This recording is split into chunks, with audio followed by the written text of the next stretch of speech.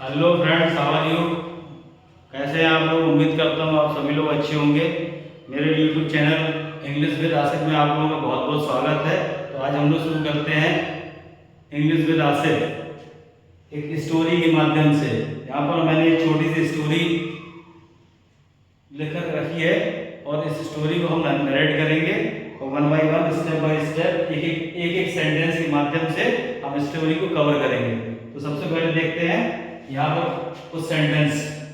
In a small village, यानी कि इसका मतलब होता है इन अ स्मॉल विलेज का मतलब एक छोटे से गांव में। There lived a farmer named Gopal.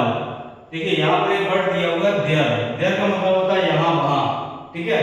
And lived, lived मतलब रहना। अ फार्मर नेम्ड गोपाल। अब देखिए यहाँ पर नेम के साथ ईडी जुड़ा हुआ है, यानी कि पास्ट इंडेफिनिट का सेंटेंस है ये और इसमें पास्ट की बात हो रही है कि एक गांव में, एक छोटा सा गांव था जिसमें एक गोपाल नाम का व्यक्ति रहता था, जिसका नाम गोपाल था। तो नेम के साथ ईडी जुड़ गया, इसका मतलब ये पास्ट इंडेफिनिट का सेंटेंस है। Okay. And next, he was honest and kind. Kind का मीन्स होता है दयालु और ऑनेस्ट मीन्स होता है ईमानदार। ओके, तो काइंड मीन्स होता है दयालु और ऑनेस्ट मीन्स होता है ईमानदार। तो वो क्या था? He was honest and kind. He was honest and kind. And next, यानी कि वह बहुत ईमानदार और दयालु था। He had a little land where he grew grains. He had, अब देखिए यहाँ पर आ गया पास्ट परफेक्ट का। ओके, पास्ट परफेक्ट हैड करेंगे, यानी कि एक पोजीशन लगा हुआ है। पोजीशन का मतलब है कि उसके पास कुछ एक जमीन का टुकड़ा है, इसलिए यहाँ पर हैड का यूज किया गया। ठीक है, ही had a little land. Land means होता है जमीन का टुकड़ा, छोटा सा। और वेयर ही ग्रू ग्रेन्स। अब यहाँ पर ग्रू, ग्रू ये वर्ड है GREW, ग्रू। ग्रू का मतलब होता है, मतलब हम लोग जो फसल उगाते हैं उस ग्रू को उगाना कहते हैं। And next, grains, it is a very good word. There is grains. Grains means होता है अनाज, जिसको हम बोलते हैं अनाज, हम लोग घरों में खाते हैं उसको अनाज। Grains. He was honest and kind, he had a little land where he grew grains. And next sentence, the villagers. अब ये विलेजर्स जो वर्ड दिया हुआ है, ये विलेजर्स का मतलब होता है गांव वाले। विलेज का मतलब क्या होता है? गांव वाले। एंड सेड, यानी said, villager said that Gopal always spoke the truth. Gopal क्या करता है? ऑलवेज, हमेशा।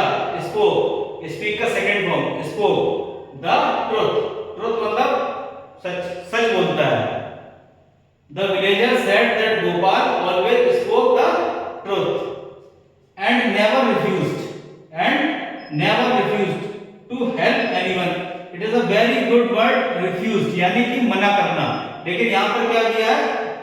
Never refused, यानी कि Gopal always spoke the truth and never refused to help anyone, यानी कि वो हमेशा सच बोलता था और कभी किसी को मदद करने के लिए कभी मना नहीं करता था। Right. And next sentence, 1 year, एक साल, 1 year when there was a drought in the village, यानी कि एक साल क्या हुआ, उस गांव में सूखा पड़ गया। आप लोगों ने देखा होगा गांव में सूखा पड़ जाता है, अकाल पड़ जाता है, बारिश नहीं होती, जिसकी वजह से सूखा पड़ जाता है। तो क्या कह रहा है वहां पर? 1 year when there was a drought. Drought means क्या होता है? सूखा पड़ना, यानी कि जब बारिश ना हो, जिसके कारण खेतियां सूख जाती हैं, बीज हम लोग डालते हैं वो उसकी पैदावार नहीं होती तो सूखा पड़ जाता है। Drought in the village. Gopal shared means हम लोग कोई चीज आपस में एक दूसरे से शेयर करते हैं, बांट देते हैं, उसका मतलब होता है shared. Gopal shared his grains, यानी कि गोपाल ने क्या किया? Gopal shared his grains with the needy people. Needy मतलब होता है जिन लोगों को जरूरत थी, उस चीज की आवश्यकता थी। और पीपल मींस लोग, पीपल मींस लोग। जिन लोगों को गेहूं की आवश्यकता थी उन लोगों को क्या किया? उसने बांट दिया, शेयर कर लिया। Okay. And next sentence, that is why everyone in the village. That is why का मतलब क्या होता है? इसलिए। इसलिए के लिए हम लोग कई तरह के और भी वर्ड यूज कर सकते हैं, बट स्टोरी के के माध्यम से हम यहाँ समझेंगे दैट इज व्हाई। जल्दी में हम लोग बोल देते हैं दैट्स व्हाई, ओके, ये वही that is why, that is why का मतलब that's why, okay. Everyone, every मतलब सारे लोग, एवरीवन सभी लोग, इन the village, everyone in the village respected him a lot. अब लॉट का मतलब क्या होता है, बहुत ज्यादा, लॉट किसी चीज होती है बहुत सारा, there is a lot of things, यानी बहुत सारी वस्तुएं, इसलिए किसी भी चीज को बहुत सारे से प्रेजेंट करते हैं तो लॉट, ठीक है। तो यहाँ पर क्या है, that is why everyone in the village respected him a lot. इसका मतलब ये होगा कि इसलिए एवरीवन यानी गांव के जितने भी लोग थे सब लोग उसकी बहुत इज्जत किया करते थे, ओके। तो आई होप आप लोगों को स्टोरी पसंद आई होगी, बहुत छोटी सी स्टोरी थी, और मैं ये कहना चाहता हूँ अपने व्यूअर्स से कि आप लोग इस स्टोरी को एक बार, दो बार, तीन बार, चार बार इसको बार-बार इसको पढ़ें और इन सेंटेंस को repeat again and again. Try to speak in English own words, यानी कि अपने शब्दों में इस स्टोरी को नरेट करने की कोशिश, try to narrate in own words, okay.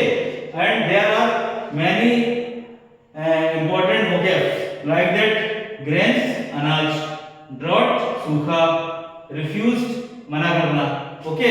तो इस तरह के बहुत अच्छे वर्ड्स भी दिए हुए हैं, आप लोग यहाँ से सीख सकते हैं और काफी यूजफुल ये वीडियो रहेगी आई होप आप लोगों के लिए। तो उम्मीद करता हूँ कि आप लोगों को वीडियो पसंद आया होगा, तो लाइक करिए, शेयर करिए और सब्सक्राइब करिए, ओके। थैंक यू, मिलते हैं एक नए वीडियो के साथ, थैंक यू।